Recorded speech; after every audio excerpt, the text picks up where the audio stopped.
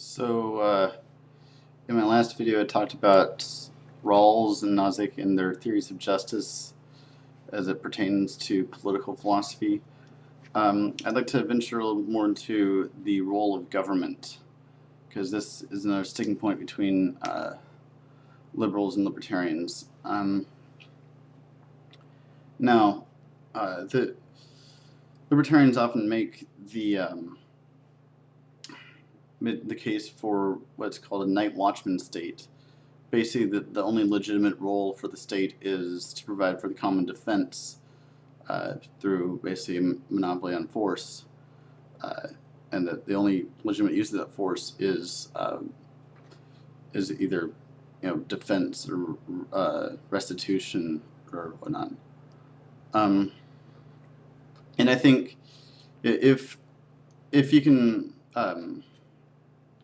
first of all, I find that a bit incoherent because their basic argument for that is that, well, they have to they have to take people's legitimate property, the money that they earn from work, in order to pay for entitlements and things like that. And so so since taxation is theft, then it's theft for one person to live off the income of another. And I would argue that if taxation is theft, then it's theft regardless of how it's spent. It's just as illegitimate to spend my hard-earned money on police or military as it is to spend on UNICEF or whatnot. So I think the whole getting to a minarchist view of government through a view of taxes as theft, I think just doesn't make sense. It's incoherent.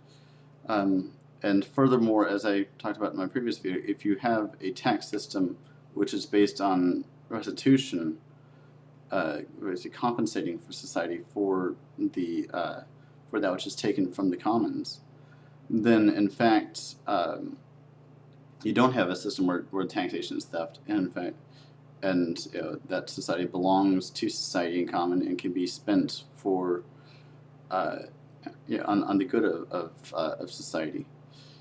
Now, there's one of the other basic arguments against big government is basically based on a distrust of government. There's this idea in a lot of free market economics that basically government can't do anything right, that it's always inefficient and bureaucratic, and you see a lot of this in the whole healthcare debate. I think that a lot of that is just blind assertion. There are many things that government can do right. Government can be spender of last resort during a recession. That's what the stimulus package is about. Government can provide infrastructure that allows for the greater functioning of society. And so, but I mean, there is something to the argument in that if you look at command economies like the Soviet Union when it was in power, where the state basically ran everything, and had a complete non-market economy, then it was very bad at responding to demand, and you'd have supply shortages and supply surpluses that led to the famous bread lines that you would see. And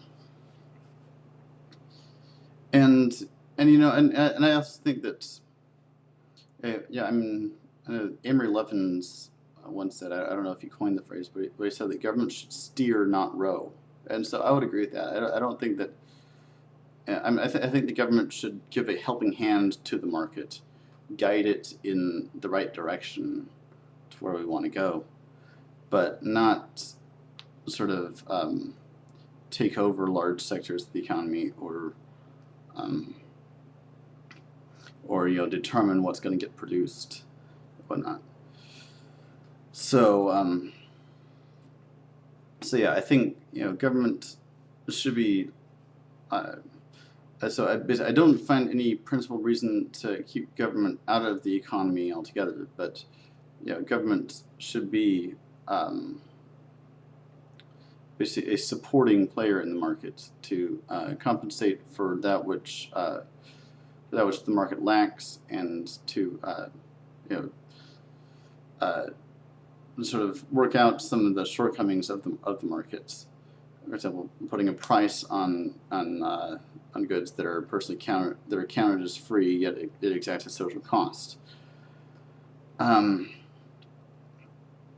so I don't think government need. So I don't think we necessarily need a huge overpowering government. I think that smart government can work in unison with a healthy market economy.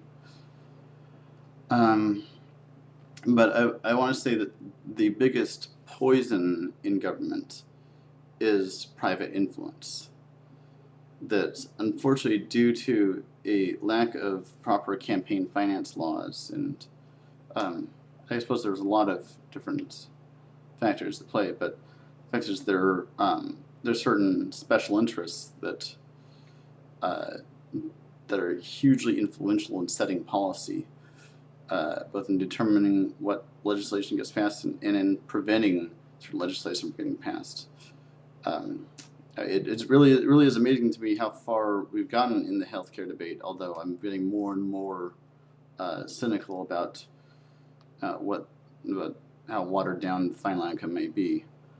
But just considering all the amount of money that health insurance companies have spent on this, and I think that there's got to be some way that we can get big business off the government's back. Because I think that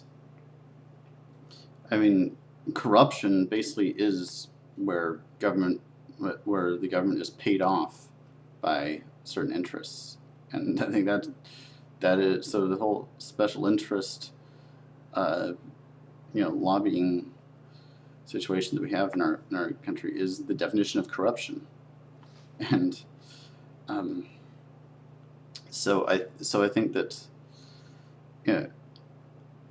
I think for one thing we can actually reduce the size of government if we can get these special interests out of influence from government, because a lot of them will write up entitlements for themselves.